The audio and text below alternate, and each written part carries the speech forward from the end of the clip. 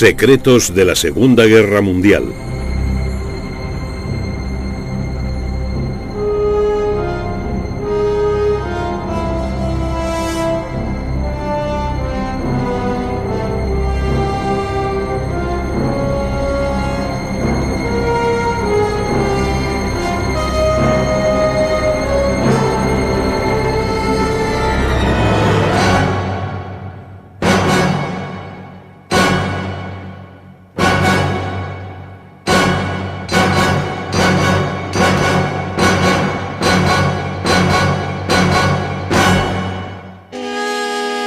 Las armas secretas de Japón.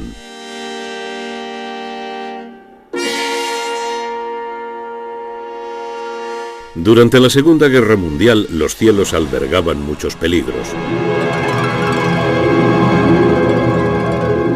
Cuando un cohete alemán V-2 se precipitaba hacia el suelo, la muerte y la destrucción podían llegar sin avisar. El Oka, flor de cerezo, era un misil japonés impulsado por un cohete y guiado a mano hasta su blanco. Los aviones suicidas japoneses, los kamikaze, fueron una de las armas más terroríficas de la Guerra del Pacífico. Pero existía otra arma japonesa que constituía una amenaza para el continente americano. Globos cargados de bombas, impulsados por la corriente a través del Pacífico para llevar su carga mortífera desde Alaska a México. Estos globos bomba fueron quizás el artefacto secreto más extraño de la Segunda Guerra Mundial. En la mañana del 18 de abril de 1942, casi 6 meses después del comienzo de la guerra en el Pacífico, una fuerza especial norteamericana navegaba hacia Japón.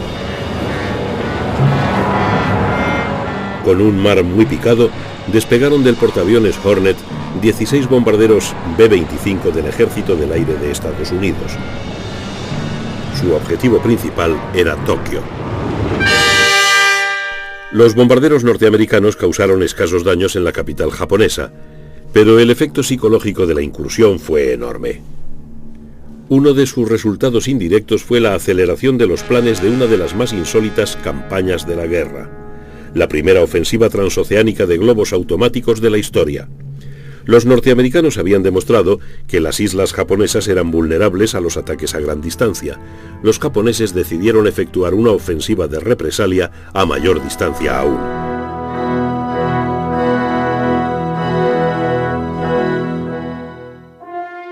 El uso bélico de los globos se remonta a junio de 1794, cuando los franceses emplearon uno de tipo Montgolfier como puesto de observación en la batalla de Fleurus. También se emplearon globos vigía en la Guerra Civil Norteamericana. Cuando el ejército prusiano asedió París en 1871, los globos permitieron a los franceses entrar y salir de la capital bloqueada. En la Primera Guerra Mundial, globos cautivos de observación oscilaban sobre las redes de trincheras enfrentadas. Eran un blanco tentador para los aviones de caza. Los observadores iban equipados con paracaídas y reventar globos se convirtió en tarea de especialistas. En ese mismo conflicto, las aeronaves alemanas denominadas Zeppelines, por el nombre de su inventor, el conde Ferdinand Zeppelin, llevaron a cabo la primera ofensiva de bombardeo estratégico permanente sobre objetivos del Reino Unido. A pesar de su tamaño, los enormes Zeppelines resultaron frágiles instrumentos bélicos. Los británicos emplearon la autonomía de estas aeronaves para tareas de patrulla marítima.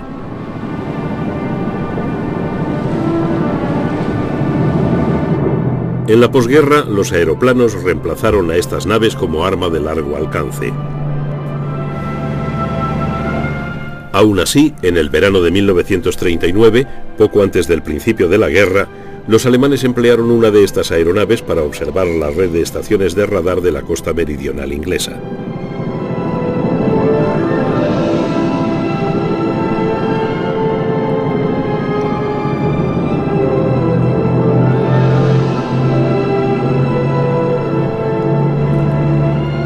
En 1943, en plena guerra, los norteamericanos empleaban con éxito estas naves para patrullar sobre sus vitales convoyes del Atlántico.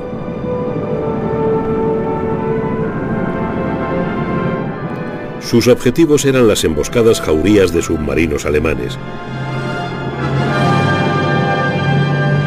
Pero serían los japoneses quienes explotaran la idea de un globo no tripulado como arma ofensiva.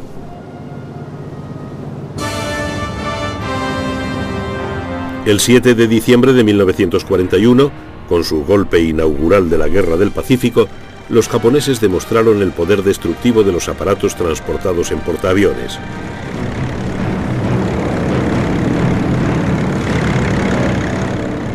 Al cabo de un viaje de 2.500 millas desde aguas territoriales japonesas, los portaaviones de la flota imperial enviaron a sus bombarderos de superficie y torpederos y a sus cazas de escolta hacia Pearl Harbor, la base hawaiana de la flota del Pacífico norteamericana a 375 kilómetros. Los japoneses lograron una sorpresa total. 7 acorazados norteamericanos resultaron hundidos o averiados. Cientos de aviones fueron destruidos en tierra. A pesar de ello, los japoneses comprendían que los ataques directos contra el continente americano eran poco menos que imposibles. Pearl Harbor se encontraba en mitad de la inmensidad del Pacífico. La tiranía de la distancia colocaba a Norteamérica más allá del alcance de los bombarderos japoneses. Los estragos de la guerra, que se habían abatido sobre las ciudades europeas y que pronto caerían sobre las del lejano oriente, no llegaron hasta las grandes ciudades norteamericanas. En los 8 meses de la batalla de Inglaterra, el bombardeo de Londres y otras ciudades y puertos causó la muerte de 40.000 civiles y la destrucción de más de 1 millón de viviendas.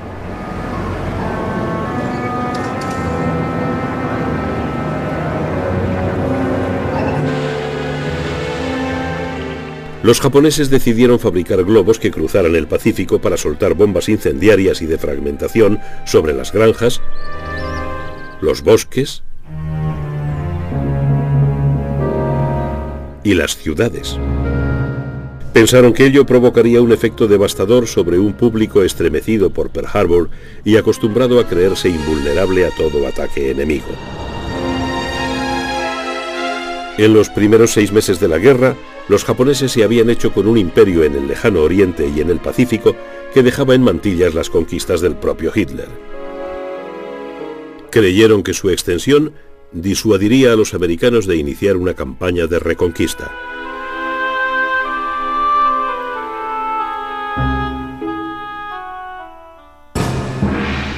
En septiembre de 1940, más de un año antes de que los japoneses entraran en guerra, el arquitecto de su proyección hacia el Pacífico, el almirante Isoroku Yamamoto, había advertido seriamente al emperador Hirohito: si se me ordena luchar sin pensar en las consecuencias, avanzaré sin inconvenientes durante los primeros 6 meses o 1 año, pero no garantizo en absoluto el segundo o tercer año.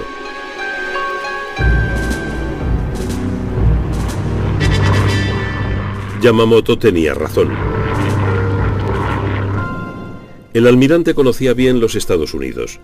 La consecuencia del ataque a Pearl Harbor fue el despertar del gigantesco poder económico norteamericano. En 1937, el ejército norteamericano era inferior al de Portugal. Pero en 1944, los Estados Unidos producían casi el 50% del armamento mundial. La entrada en guerra había desatado un potencial aparentemente ilimitado. Las armas que los Estados Unidos suministraban a sus aliados podían haber equipado a 2.000 divisiones. Yamamoto sabía que los japoneses no podían sostener una guerra a ese nivel.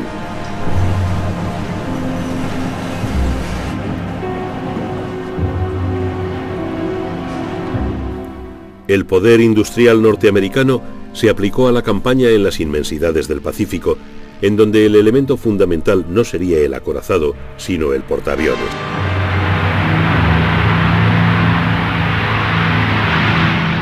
En 1943, la Fuerza Aérea Norteamericana de primera línea del Pacífico había alcanzado a la japonesa.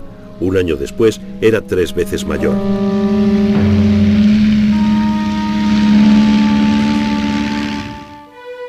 Después de la decisiva victoria naval norteamericana en la gran batalla entre portaaviones de Midway en junio de 1942, el control japonés sobre su imperio del Pacífico empezó a debilitarse.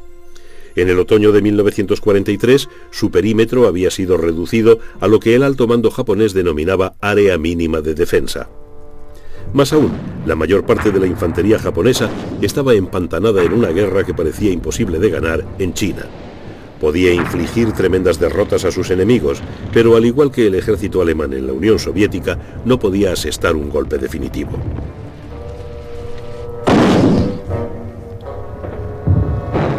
Los problemas del tiempo y la distancia acuciaban a los japoneses.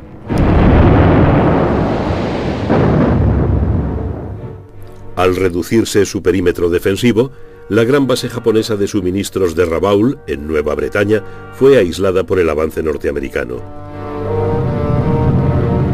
Los bombarderos americanos atacaron Rabaul.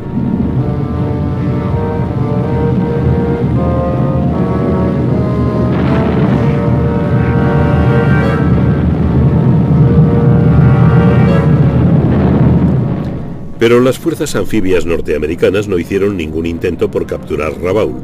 Quedó aislada para que se pudriera en la cepa.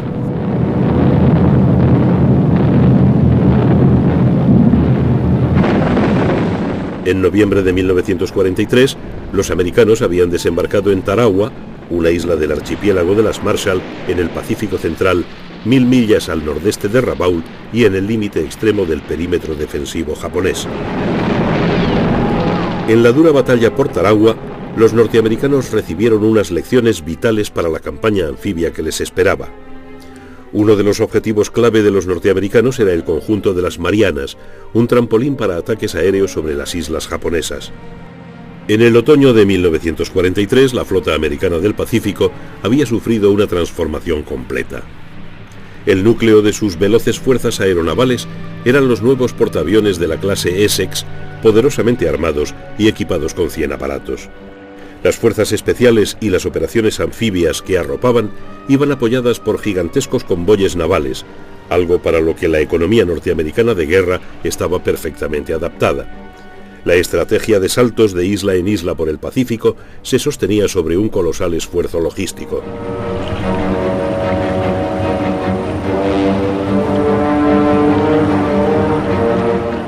Gran parte de ese esfuerzo consistía en la captura y construcción de pistas de aterrizaje. Una vez terminadas, estas pistas se empleaban para establecer zonas superpuestas de control aéreo que permitían a las fuerzas anfibias rebasar las guarniciones japonesas aisladas.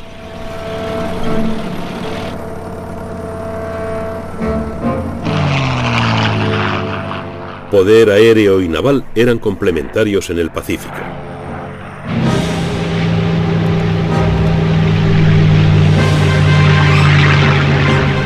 En cambio, la Armada japonesa, en acción constante desde diciembre de 1941, había sufrido graves pérdidas.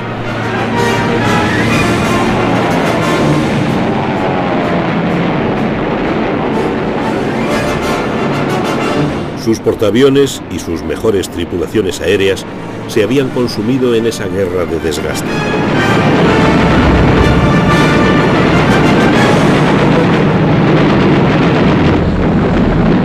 Sus bases aéreas del perímetro defensivo comenzaron a sufrir continuos ataques.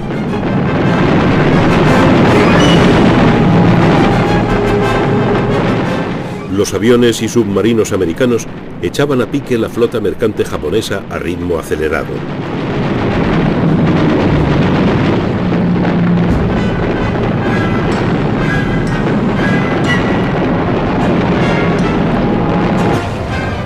El suministro de materias primas por el que Japón había entrado en guerra se detenía. En junio de 1944, los desembarcos norteamericanos en Saipán, en las Marianas, provocaron una furiosa batalla naval en el mar de Filipinas. Participaron en ella casi 1000 aviones norteamericanos. Sus rivales japoneses atacaron en 4 oleadas, pero solo un puñado de aparatos de la segunda logró acercarse a sus objetivos. El resto, más de 300 aparatos, fueron derribados. Los norteamericanos llamaron a esta fase de la batalla el tiro al plato de las Marianas. Significaba el principio del fin de la Armada Imperial japonesa. En Saipán, la infantería de marina encontró una resistencia fanática. La batalla se convirtió en una dura lucha por cada metro de terreno.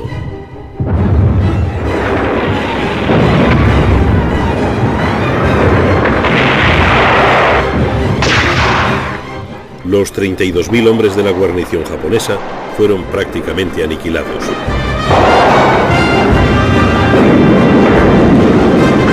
La población civil de la isla prefirió suicidarse colectivamente antes que someterse a los norteamericanos. Fue este momento crítico de la guerra el elegido por los japoneses para lanzar su primer ataque con globos contra la costa oeste norteamericana. Se soltaron 200, aunque ninguno de ellos alcanzó su objetivo. Los japoneses volvieron a sus mesas de diseño con mayor apremio. En octubre de 1944 desarrollaron una versión mejorada de 10 metros de diámetro y pensados para volar a 10.000 metros. Con la derrota cerniéndose sobre ellos, los japoneses se apresuraron a soltar una segunda ola de globos contra Norteamérica. Pero no estuvieron listos para lanzar esta segunda ola a través del océano hasta finales de octubre de 1944.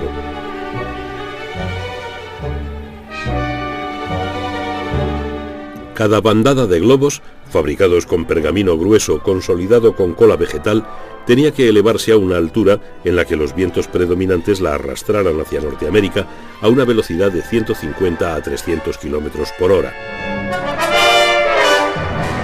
Los globos transportaban bombas incendiarias y antipersona y 30 sacos terreros de 3 kilos. Siempre que el globo descendía por debajo de los 9.000 metros, el barómetro actuaba sobre un interruptor que los dejaba caer. Debajo del globo se encontraba una caja aislada con una batería al lado de una carga de demolición pensada para explotar una vez soltadas todas las bombas. Justo debajo se encontraban los barómetros aneroides que accionaban el mecanismo del lastre.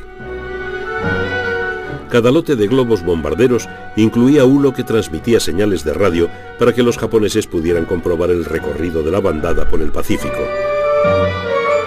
Para estar seguros de su llegada con éxito a Norteamérica, los japoneses fabricaron los globos transmisores con seda vulcanizada. Las bombas tenían que caer después de haberse soltado el último saco de lastre. Según los japoneses, en ese momento los globos ya estarían sobre el continente americano. Entonces la carga de demolición destruiría el globo para ocultar a la defensa aérea la naturaleza de la amenaza venida del Pacífico.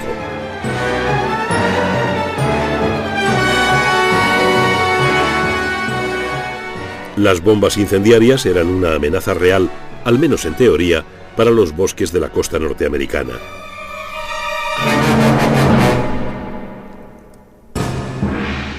En Tokio, los almirantes Koiso y Yonai habían tomado el control del gabinete de guerra japonés.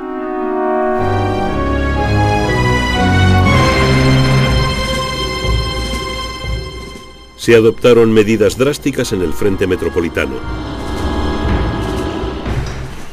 Se puso a los niños a trabajar en las industrias de guerra.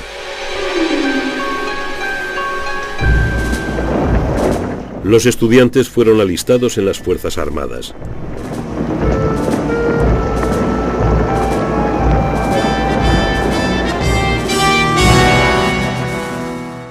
A finales de octubre de 1944, los norteamericanos habían desembarcado en las Filipinas, amenazando con cortar las relaciones entre la mitad norte y la mitad sur del imperio japonés.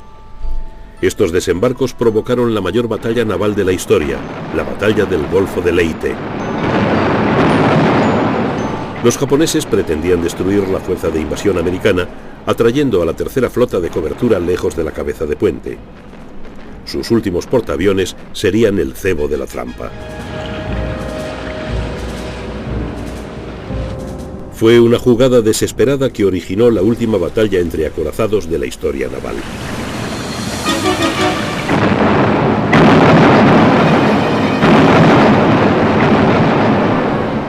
En esta batalla se perdieron casi 300 buques de guerra. El comandante de la tercera flota, almirante Halsey, fue rechazado por la escuadra señuelo japonesa. pero la intervención de la séptima flota, mandada por el almirante Kinkaid, salvó la situación. Mientras los aviones de Halsey atacaban a los portaaviones japoneses, Kinkaid se enfrentaba a los acorazados enemigos. Los bombarderos en picado y los aviones torpederos norteamericanos destruyeron los últimos vestigios de la potencia aeronaval japonesa. 4 portaaviones y 3 acorazados japoneses se fueron a pique. Halsey fue quien rió el último.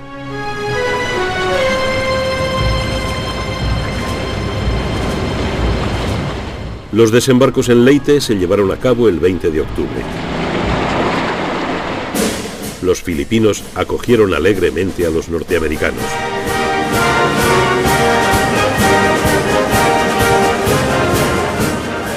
Y el general MacArthur no se perdió la posibilidad de vadear hasta la orilla para cumplir su promesa de marzo de 1942 cuando afirmó «regresaré».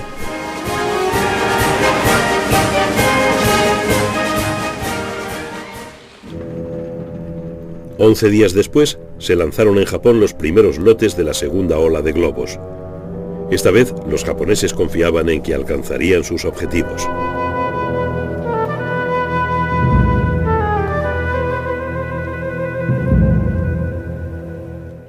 Habían calculado que el trayecto hasta la costa norteamericana duraría 4 días.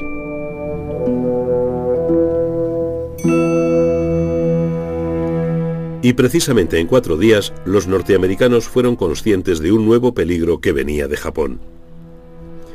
La inteligencia militar norteamericana fue alertada de que algo extraño ocurría en el Pacífico.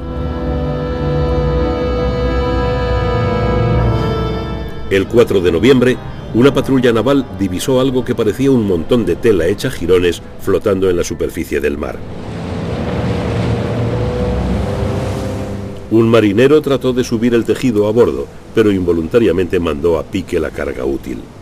La funda rescatada llevaba símbolos japoneses. Se dio la alerta y se avisó al FBI. Se ordenó a los guardabosques que informaran sobre cualquier aterrizaje de globos o sobre cualquier fragmento de globo o de carga que se recuperase. También se alertó al servicio de guardacostas. Aunque la verdadera naturaleza de la amenaza seguía sin estar clara. 2 semanas más tarde se encontraron fragmentos de un globo en Montana. Se pescó otra funda en el mar. La Armada y los guardacostas continuaron observando los cielos.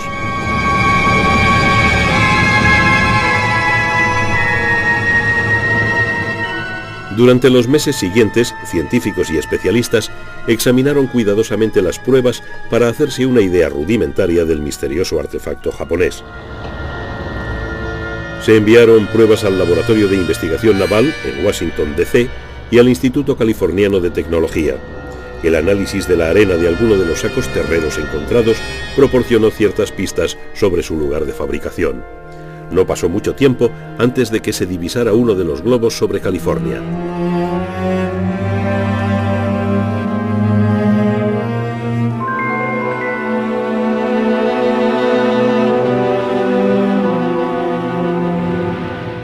Los cazas del Ejército del Aire despegaron para interceptar al intruso.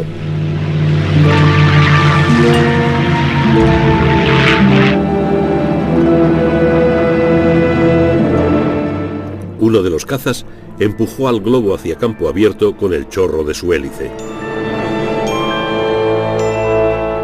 Finalmente se le convenció para que aterrizara. El sistema de destrucción automática no funcionó y el mecanismo entero se recogió intacto.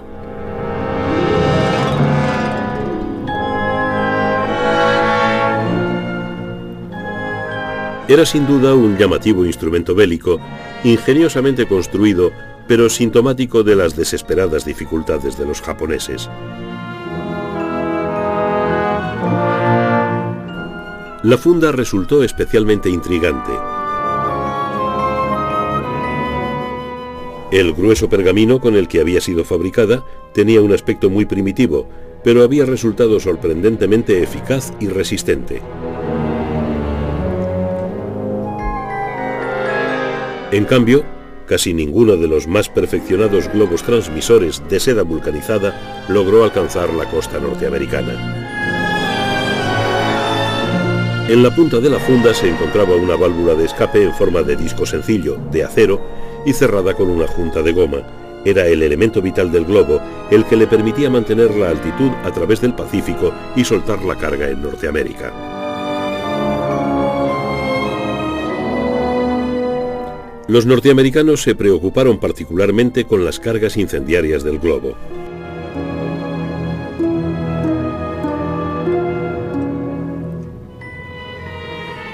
Sabían que el globo no podía transportar suficiente explosivo o soltarlo con la suficiente precisión como para constituir una grave amenaza. Pero si miles de bombas incendiarias caían en pleno verano en los resecos bosques de la costa oeste, podía producirse una catástrofe.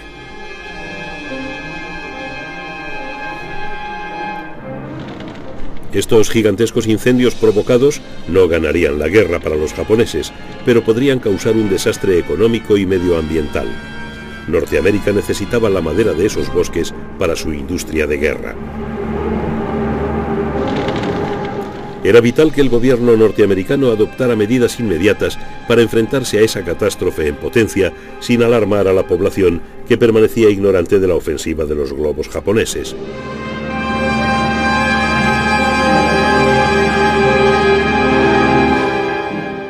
La amenaza se tomó muy en serio y al más alto nivel.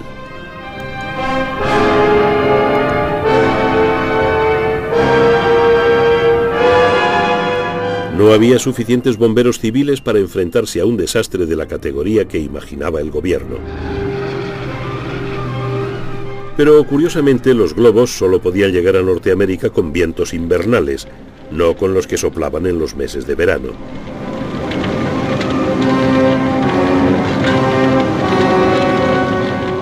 Sin pensar en ello, el gobierno destacó unidades del ejército, muchas de ellas de paracaidistas, para reforzar las brigadas antiincendio. Pero los globos planteaban una amenaza aún más siniestra. Los estrategas militares americanos empezaron a temer muy en serio que fueran equipados no con bombas convencionales, sino con agentes químicos o bacteriológicos. Estos temores no se basaban en una ilusión, sino en los más sórdidos hechos. En la Primera Guerra Mundial, las bombas de gas fueron un terrorífico componente de la vida en las trincheras. El gas provocó al menos 1 millón de bajas.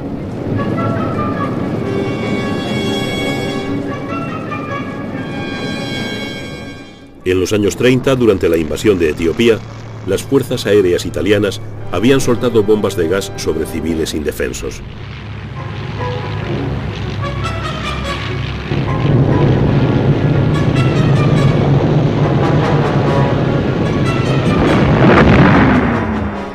A medida que se aproximaba la Segunda Guerra Mundial, el miedo al gas invadió las mentes de civiles y militares. Los entrenamientos para enfrentarse a la amenaza fueron generalizados y concienzudos.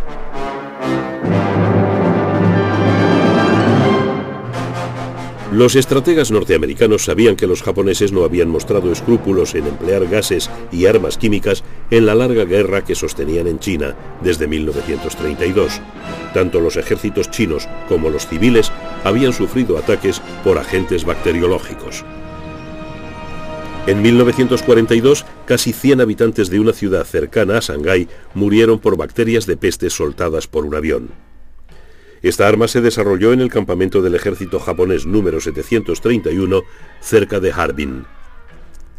En ese lugar, los japoneses llevaban a cabo experimentos absolutamente inhumanos con prisioneros chinos y aliados, incluyendo norteamericanos.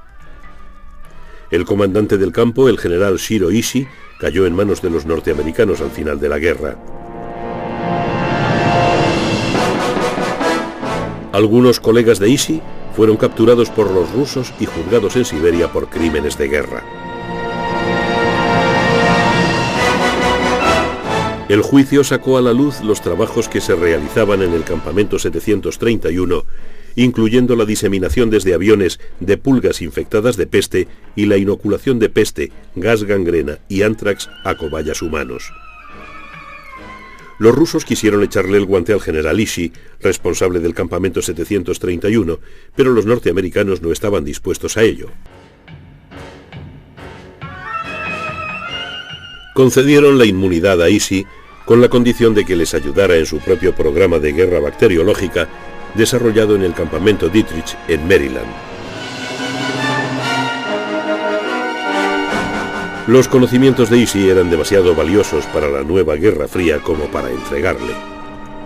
En el campamento Dietrich se hicieron explotar mecanismos biológicos dentro de enormes esferas para observar la supervivencia y dispersión de los agentes bacterianos. Todos los proyectos de Ishii sobre bombas bacteriológicas fueron conservados y estudiados en el campamento Dietrich. Pero los americanos no eran los únicos que experimentaban con la guerra bacteriológica. Durante la guerra, los británicos habían llevado a cabo experimentos con agentes de antrax en la apartada isla escocesa de Gruinard. Sospechaban con fundamento que los alemanes también estaban desarrollando armas biológicas. Después de la guerra, la isla permaneció cerrada al ganado y a los seres humanos durante más de 40 años. Era un recuerdo de que en la peor crisis inglesa, Winston Churchill consideró el antrax como un arma de último recurso. En una nota a su jefe de Estado Mayor, Churchill rechaza toda objeción moral al proyecto. Al final, Churchill no tuvo que recurrir al último recurso. Pero los blanqueados huesos de las víctimas del programa de antrax permanecieron en Gruinard como un siniestro recuerdo de las terribles decisiones que deben tomarse en una guerra total. Tanto los aliados como los alemanes llegaron a la conclusión de que la guerra biológica era un arma de dos filos, pues se podía infectar no solo a la población enemiga, sino a soldados propios y a civiles partidarios. Los japoneses no habían sido tan escrupulosos. En 1944, los americanos, que ya conocían bien la crueldad japonesa, temieron que los globos transportasen epidemias a través del Pacífico hasta el corazón de Norteamérica.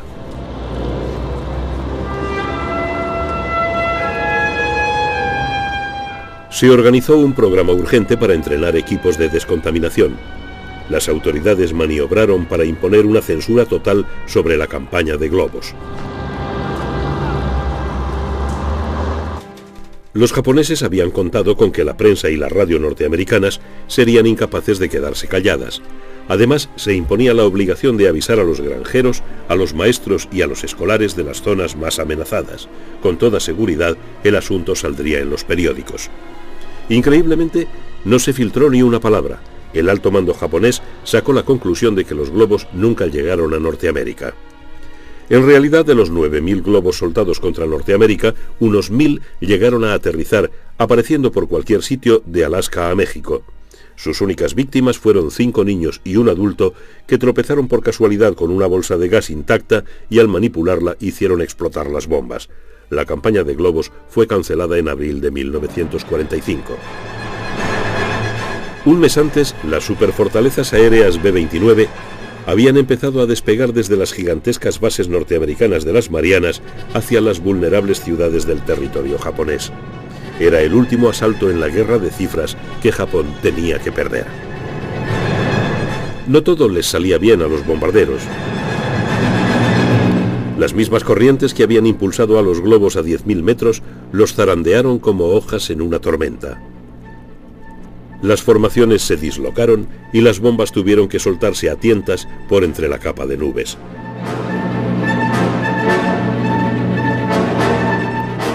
Los norteamericanos lograron mayor precisión y más destrucción, bajando a 2.000 metros e inundando de noche las atestadas ciudades japonesas con bombas incendiarias.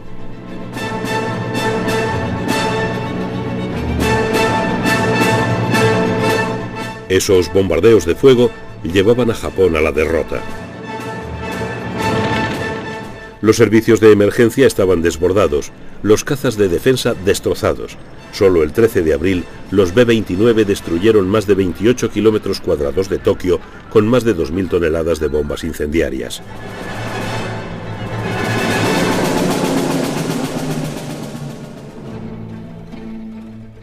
Mientras los B-29 arrasaban las ciudades, los submarinos norteamericanos escribían el último capítulo de la historia de la flota mercante japonesa.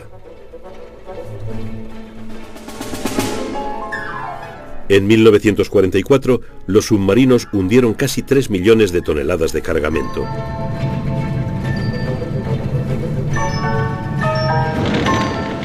A finales de año habían echado a pique tantos barcos japoneses que tenían que recorrer los mares para encontrar una presa, normalmente pequeños barcos de cabotaje.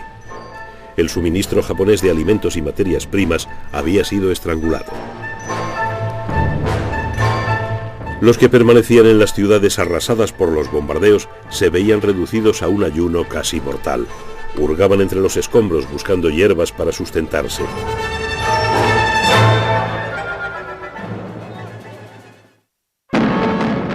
Cuando se lanzaba la segunda ola de globos, los norteamericanos se vieron enfrentados a otra nueva y más terrorífica arma: los kamikaze.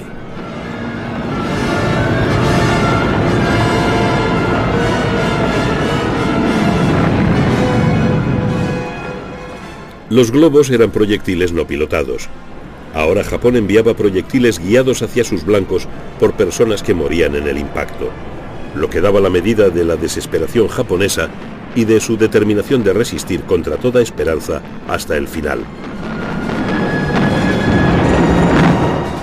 La primera unidad suicida, de 23 pilotos, fue reclutada en octubre de 1944 por el almirante Onishi, comandante de la primera escuadra aeronaval. El nombre de kamikaze recuerda el llamado viento divino, un tifón que en 1281 destruyó la flota de invasión mongola. Muchos de los pilotos kamikaze recibían inspiración del bushido, una tradición militar de autosacrificio. Otros, convencidos de ir a morir, deseaban hacerlo gloriosamente por una causa desesperada. Onishi les decía: sois ya como dioses, sin deseos terrenales. Pero había una razón más terrenal tras los kamikaze. Las misiones lanzadas contra la flota del Pacífico podían constituirse con cualquier piloto sin experiencia en cualquier aparato atiborrado de explosivos. Y era muy difícil detener a un kamikaze. El fuego antiaéreo tenía que destruir por completo el avión, no solo averiarlo.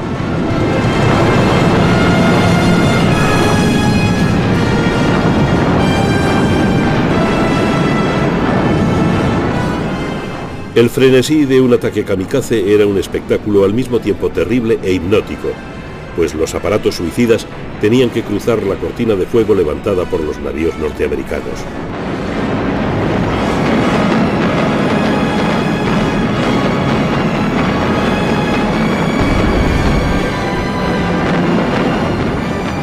En enero de 1945, cuando los norteamericanos desembarcaron en Lingayen, en las Filipinas, la cantidad de ataques kamikaze les obligó a lanzar una serie de aplastantes ataques contra los aeródromos japoneses de Luzón.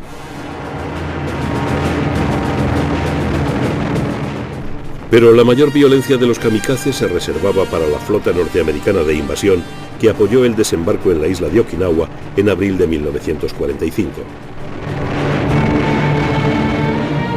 El plan japonés de defensa de Okinawa, llamado en clave Cielo 1, incluía salidas de casi 5.000 aparatos desde Formosa. Las carencias de combustible hacían que casi la mitad de estos aviones volasen en misiones sin retorno. En Okinawa, los kamikaze atacaron en densas oleadas.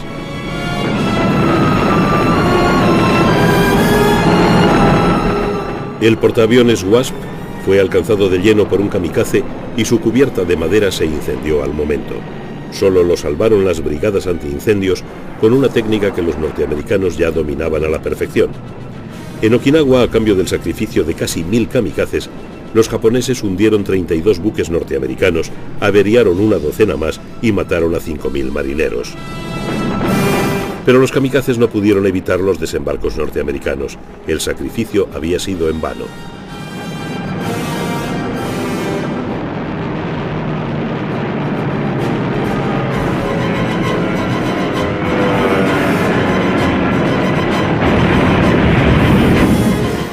Algunos de los pilotos de Okinawa volaban en el Oka, el avión suicida Flor de Cerezo. Se trataba de una bomba volante propulsada por motores cohete y lanzada desde el fuselaje de un bombardero, pero el bombardero de transporte del Oka resultaba un blanco fácil para los cazas norteamericanos.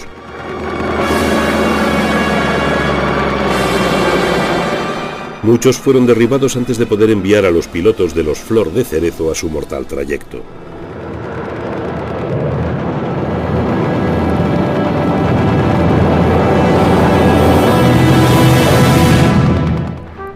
En la primavera de 1945, la flota imperial japonesa agonizaba. El poder aéreo norteamericano había echado a pique a sus acorazados y portaaviones. Entonces, la Armada Imperial lanzó otra ofensiva kamikaze, esta vez con submarinos.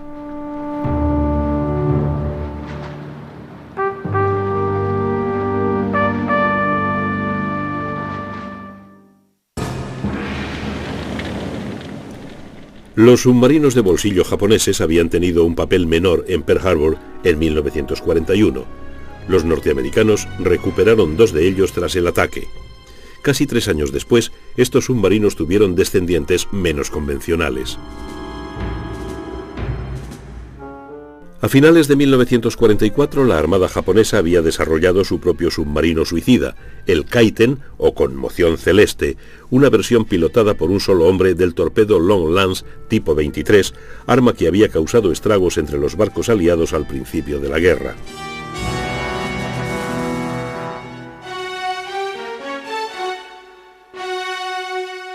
El Kaiten podía ser lanzado desde un crucero modificado o desde submarinos nodriza.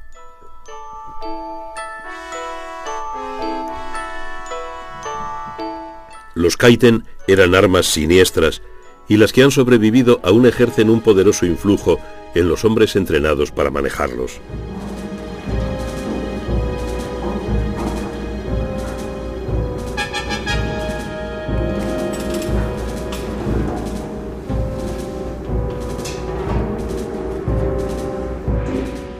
La idea era que el piloto del Kaiten saltara 150 metros antes del impacto.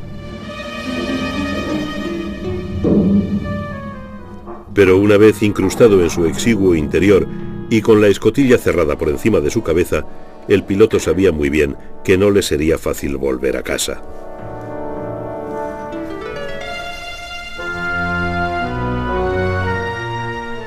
El Kaiten era en parte un torpedo y en parte una tumba metálica.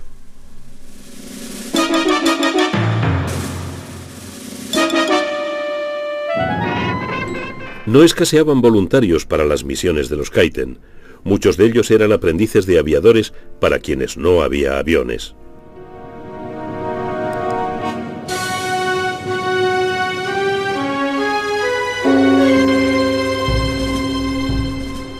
Los pilotos de Kaiten se entrenaban en una apartada isla frente a la costa de Honshu.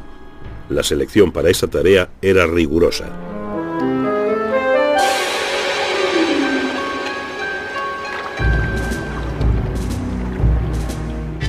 Los pilotos de Kaiten, al igual que los kamikaze, llevaban la cinta blanca llamada hachimaki, inspirada en el tocado de los antiguos samuráis.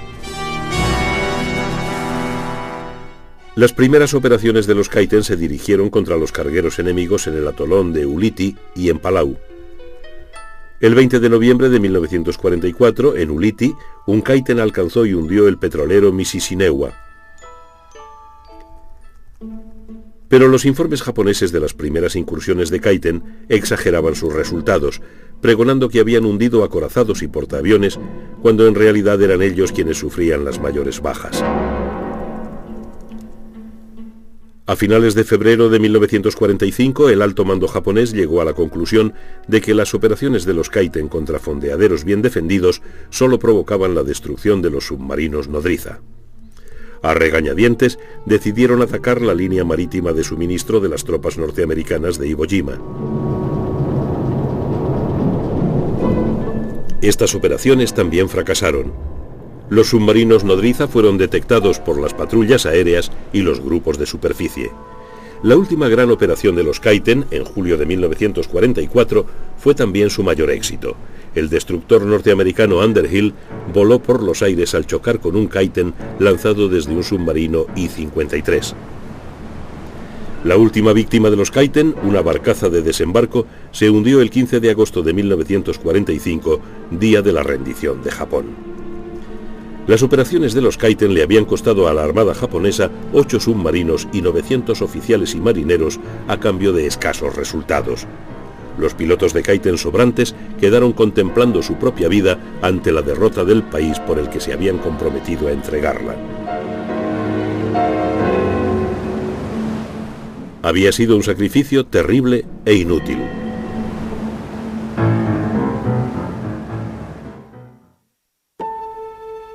En julio de 1945 se preparaban en el desierto de Nuevo México las pruebas finales de un arma mucho más mortífera que los Kaiten. Se estaba preparando una bomba atómica para una prueba de detonación.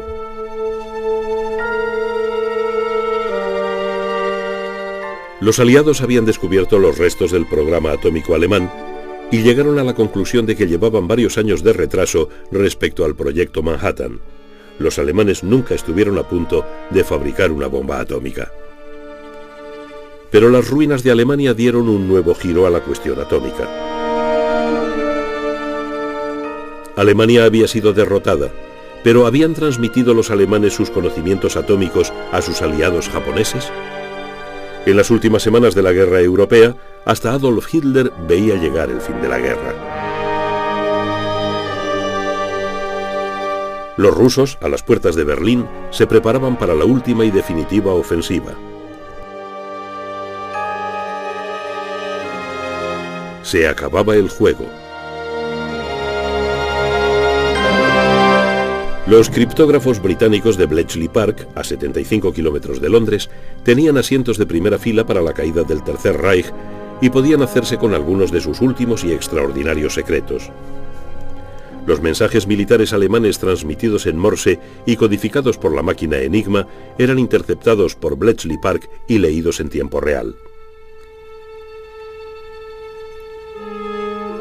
Los criptógrafos que trabajaban en los barracones de Bletchley observaban cada movimiento del ya condenado alto mando alemán. Se interesaban especialmente por los movimientos de determinados submarinos y por sus cargamentos.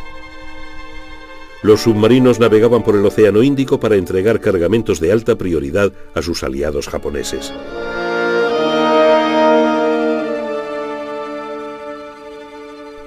Aparte de las municiones y la maquinaria, había envíos más siniestros. Los alemanes entregaban los frutos de su investigación científica de guerra. No solo en cuestiones como el radar, sino también en guerra bacteriológica.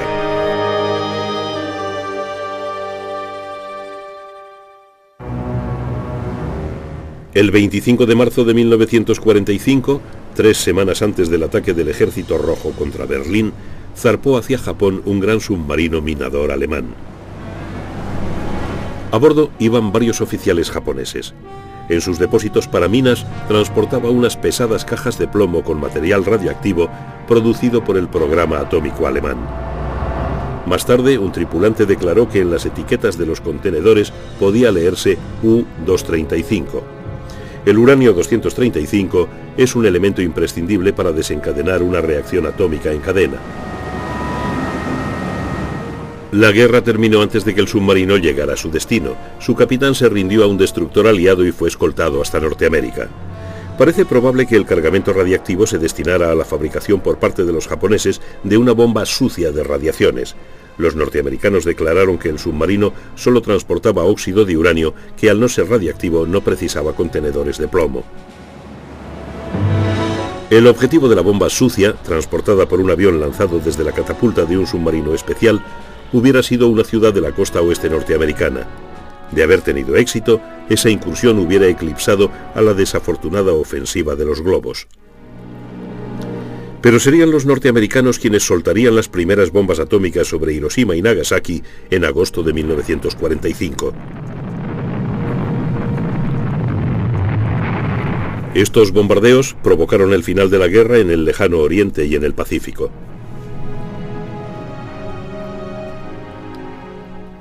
Ambas incursiones mataron a 105.000 personas. Durante los años siguientes, miles de personas más murieron por enfermedades relacionadas con la radiación.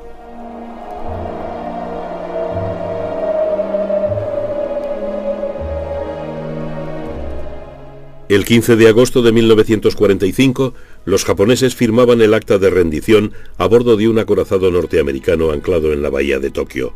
El general MacArthur declaró: "Este asunto está zanjado". Las armas secretas japonesas plantearon una amenaza terrorífica, pero nunca cumplida, de guerra biológica contra los Estados Unidos. Se emplearon en los también terroríficos pero reales ataques contra buques de guerra por parte de los kamikaze, con aviones convencionales y con cohetes pilotados, y suscitaron la amenaza de una ofensiva submarina similar, pero ninguna de estas armas pudo frenar la inevitable derrota.